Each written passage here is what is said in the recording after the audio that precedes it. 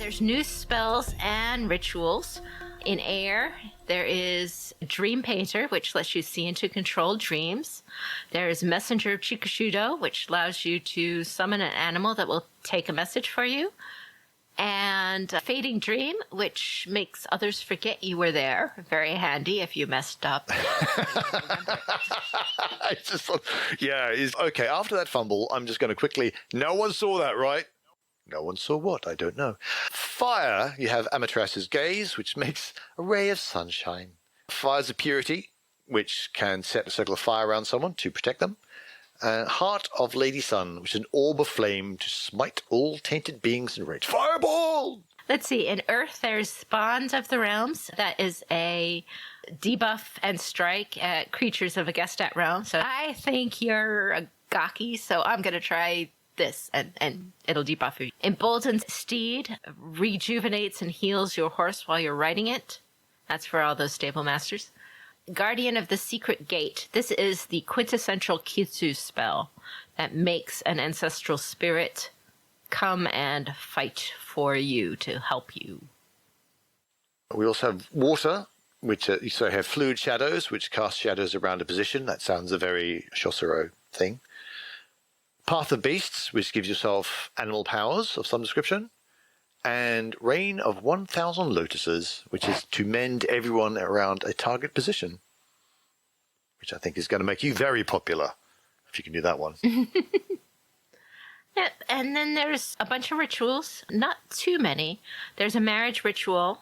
I like that it confirms new intentions. So if you do the ritual, you do know that everybody who's getting married needs to approve of being married when you do it. There's a dance ritual to remove strife. There's a lovely protection ritual for babies that makes them immune to all kinds of bad effects for between the ages of 0 and 4.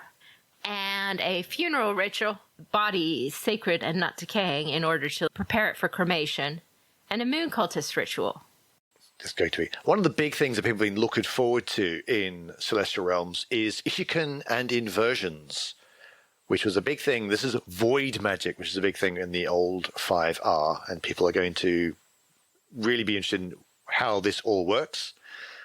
The lore stuff is very interesting. The way void is described, I think, is just that little tiny bit different from the way void is described. It feels way closer to the nothing than it used to.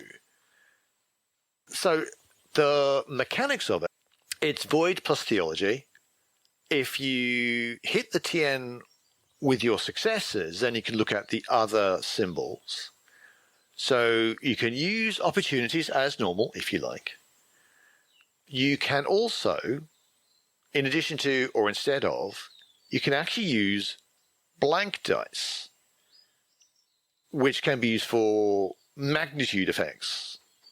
However, if you keep 3 or more, then you are going to be distorting space and creating something permanent and strange in that area. That's something to keep in mind. It's like keeping Strife on Invocations. It can cause you problems. There are effects for keeping 1 blank and keeping 2 blank. You get those if you also keep 3 or more, which might be relevant because normally that's stuff to do with durations. Normally the +1 and +2 are duration stuff. And if you're just straight making it permanent, then it doesn't really matter if you change the duration. But who knows? Things might change in the future. There might be new inversions that come up later that have different effects. Strife symbols on these dice they're not actually strife if you're doing an inversion. They are fatigue that hit you at the end of the roll. So that makes a big difference in the way you're going to be looking at the dice and looking at what you're keeping and what you're not keeping. So that sounds really interesting, and a really interesting kind of way of using the dice in yet another way. And especially using blanks, which for people who roll badly, they're your bane. And then, oh no, they're actually useful. So that's cool. Yep. Inversions I found were very mixed bag. So at first level, rank 1 inversions, you have both the ability to do, inter-party communication telepathically, which is cool, but, a little not huge. And this set of TN to 1 that I talked about with Shukujo, to let's do a whole Galaxy Quest Omega 13 style event where you could go back and reverse time for 13 seconds, including undoing that lethal blow or anything. Both of those are rank 1.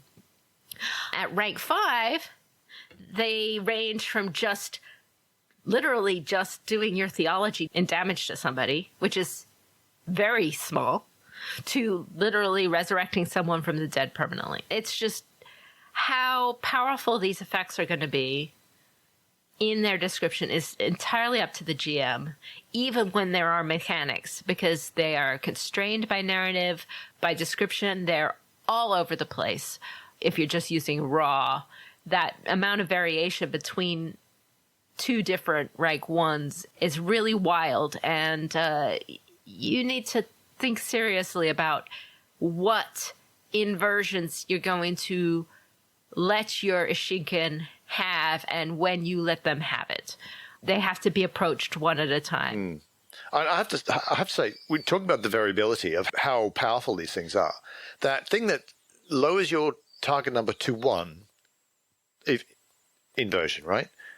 That's either only lowering it by 1 because target number 2 is really common, so that's not very powerful, but some target numbers can be all the way up into the 10s.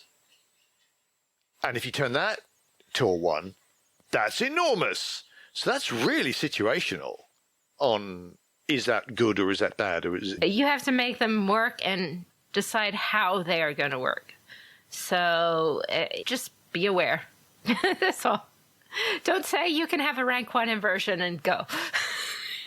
You don't know what you're getting then. It should be important to note that these, although they are techniques, they cost 6 XP, not 3 XP, which is a big difference as well. So that's another thing to keep in mind.